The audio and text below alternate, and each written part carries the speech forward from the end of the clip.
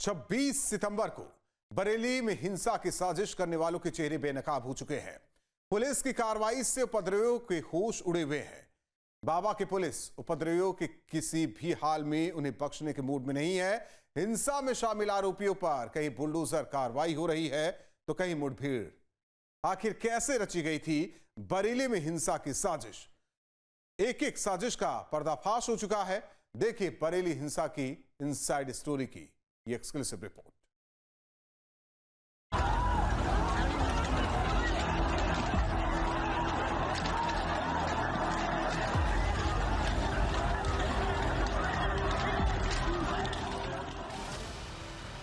बरेली को किसने हिंसा की आग में झोंका? बरेली में कैसे भड़की थी हिंसा? बरेली हिंसा के गुनहगार पर शिकंजा। एक एक साजिश का हुआ पर्दाफाश। बरेली में जिसने दंगा फैलाया उन पर कस चुका है पुलिस का शिकंजा। गिरफ्त में मौलाना तौकीर का राजदार। एनकाउंटर के बाद 2 आरोपी गिरफ्तार। बरेली के उपद्रवियों पर योगी की पुलिस का शिकंजा तेजी से कसता जा रहा है। 26 सितंबर को शहर को आग में झोंकने की साजिश रचने वालों को चुन चुन कर पुलिस गिरफ्तार कर रही है। उनके ठिकानों को सील कर रही है। अवैध संपत्तियों को बुलडोजर से जमींदोज कर रही है। मंगलवार को जहां तौकीर रजा के दामाद मोहसिन रजा के सर्विस स्टेशन पर बुलडोजर चला, तो वहीं बुधवार की सुबह थाना सीबीगंज इलाके से पुलिस ने 2 आरोपियों को मुठभेड़ के बाद गिरफ्तार कर लिया। सुबह 7:30 बजे के आसपास बंडिया नहर के पास चेकिंग के दौरान पुलिस ने जब 2 बाइक सवारों को रोका तो उन्होंने पुलिस पर फायरिंग कर दी। जवाब में पुलिस ने भी फायरिंग की, जिसमें आरोपी इदरीश और आरोपी इकबाल के पैरों में गोलियां लगी।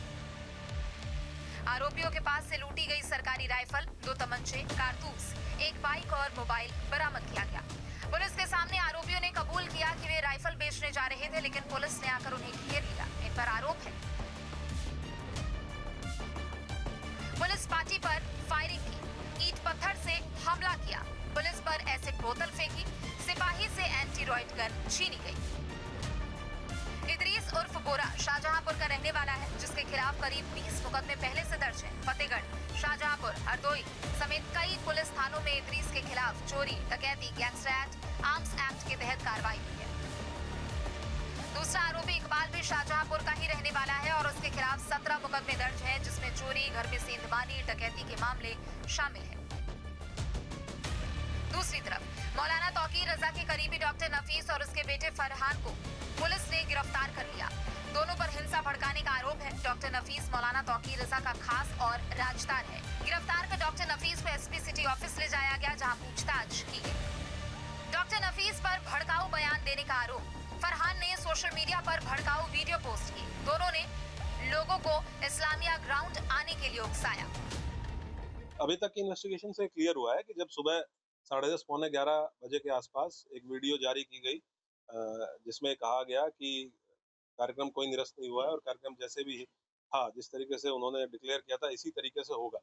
उसके बाद जो आईएमसी के पदाधिकारी हैं, उनके द्वारा ये मैसेज कन्वे कराया गया कि सभी लोग सभी जगह जो जुम्मे की नमाज होगी वो 1 बजे होगी। और उसके बाद लोग नमाज पढ़ने के बाद नौमेला मस्जिद, जहाँ पे पहले ज्ञापन का कार्यक्रम था, अपील में लिखा गया था कि ज्ञापन दिया जाएगा, वहाँ एकत्र होंगे और उसके बाद इस्लामिया कूच करेंगे।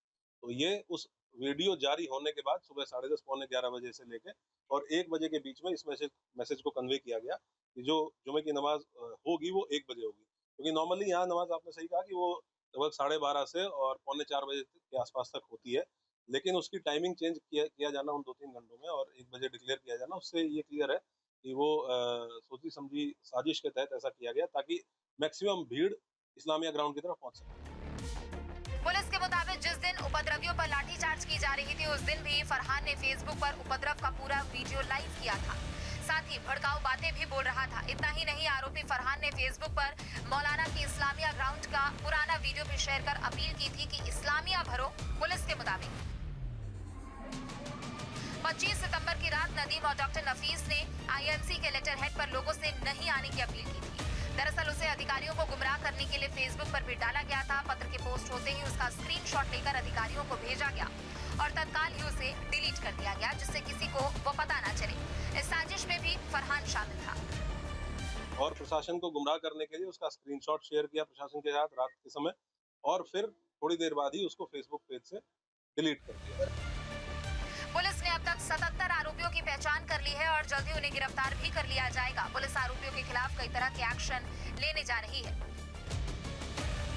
6 से ज्यादा लोगों के आर्म्स लाइसेंस रद्द किए जाएंगे। आपराधिक छवि वालों पर गुंडा एक्ट की कार्रवाई। 6 महीने के लिए जिला बदर होंगे हिंसा के आरोपी। ये तो ऑब्वियस सी बात है कि भाई उनको अगर इस्लामिया ग्राउंड पे एक भीड़ इकट्ठी करनी है और जब ये बता दिया गया है कि प्रोटेस्ट अलाउड नहीं है, कोई भी कार्यक्रम इस तरह का अलाउड नहीं है, तो वो और इस तरह की भीड़ जो ऑलरेडी जहाँ पुलिस उनको रोक रही है और वो पुलिस के अगेंस्ट एग्रेसिव और वायलेंट हो रहे हैं, तो जब वो सारी भीड़ एक साथ इकट्ठा होती तो कितना वायलेंट हो सकती थी, आप अंदाजा लगाइए।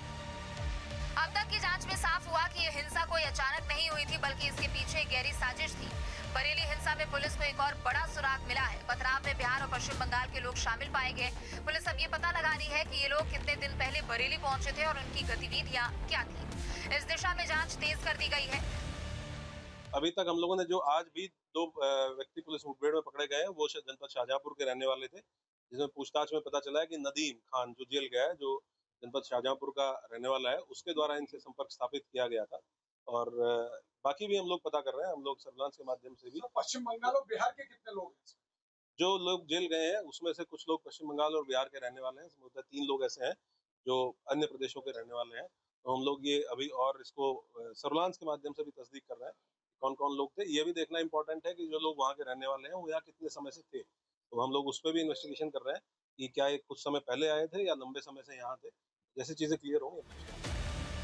हजियापुर में हिंसा से एक रात पहले ही तमंचा और चाकू बांटे गए थे। दंगाइयों को साफ निर्देश था कि उपद्रव करना है। 55 लोगों के व्हाट्सएप ग्रुप पर कॉल कर संपर्क साधे गए थे और उन्हें बरेली बुलाया गया था। ये सुबह जब वीडियो अपील जारी हुई उसके बाद नमाज का समय चेंज करते हुए अक्रॉस द सिटी 1 बजे कर दिया गया था और उसके यही अपील भी अलग अलग व्हाट्सएप ग्रुप्स के माध्यम से की गई थी। 1 बजे के बाद नमाज पढ़ने के बाद लोग 2:30 बजे नौमेला मस्जिद पे इकट्ठा हो और वहाँ से इस्लामिया ग्राउंड कूच किया जाएगा, जो कि जो मैंने पहले भी बताया आपको कि एक सिंगल पॉइंट था इस्लामिया ग्राउंड, जहाँ पहुँचने के लिए लोगों के द्वारा अपील। पुलिस ने अब तक 81 आरोपियों को जेल भेज दिया है। बाकियों की तलाश भी की जा रही है। 26 सितंबर को थाना कोतवाली क्षेत्र में जो घटना घटित हुई थी उसमें कल तक पुलिस के द्वारा 73 अभियुक्तों को गिरफ्तार करके जेल भेजा गया था। आज टोटल 8 अभियुक्तों को पुलिस के द्वारा गिरफ्तार किया गया है, जिसमें 2 अभियुक्त पुलिस मुठभेड़ के दौरान थाना सीबीगंज की टीम के द्वारा गिरफ्तार किए गए हैं। इसके अलावा 6 अन्य अभियुक्त हैं, जिसमें थाना कोतवाली के द्वारा डॉक्टर नफीस खान पुत्र अब्दुल वहीद और फरमान खां पुत्र नफीस खान, ये 2 अभियुक्त गिरफ्तार किए गए हैं। और थाना बारादरी पुलिस के द्वारा शान, मोहम्मद नदीम, रिजवान, अमान हुसैन और ताजिम, ये लोग गिरफ्तार किए गए हैं। इस प्रकार से टोटल हम लोगों के 8 अभियुक्त हैं जो आज की डेट में गिरफ्तार होकर जेल जा रहे हैं। टोटल पुलिस के द्वारा अब तक 81 अभियुक्त इसमें गिरफ्तार किए जा चुके हैं। बरेली के एसएसपी ने साफ कहा है कि हिंसा फैलाने वालों को किसी भी हाल में छोड़ा नहीं जाएगा। अब तक जो लोग माहौल बिगाड़ते रहते थे, लेकिन इस बार हर स्तर पर सख्त कार्रवाई की जा रही है। Team news state. जहां भक्ति है हर शब्द में, कथाओं में छुपे हैं दिव्य रहस्य और ज्योतिष देता है जीवन को दिशा। धर्म से जुड़ी हर बातों को जानने के लिए हमारे चैनल स्तुति को सब्सक्राइब करें। चैनल पर जाने के लिए इस लिंक पर क्लिक करें।